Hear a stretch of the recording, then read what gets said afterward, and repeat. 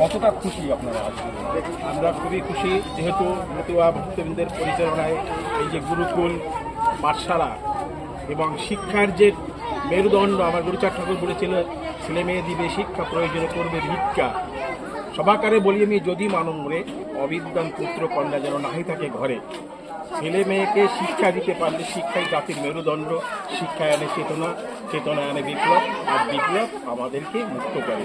তাই আমরা যারা দলিত, নিপীড়িত, শোষিত, বঞ্চিত, অবহেলিত মানুষ, প্রত্যেকের ঘরের মা বোনদেরকে আমরা অনুরোধ করবো, আপনাদের শিশুদের এই গুরুকুল পাঠশালায় আপনারা ভর্তি করুন, আপনারা আমাদের সঙ্গে সহযোগিতা করুন, এবং এলাকার সমস্ত গ্রামবাসী, সমস্ত ভক্তবৃন্দ, দলমত নির্বিশেষে সকলের প্রতি আমাদের এই আবেদন, আপনারা প্রত্যেকে আসুন, এসে আমাদের সঙ্গে সহযোগিতা হাত মিলান, আমাদের সঙ্গে কাঁধে কাঁধ মিলান।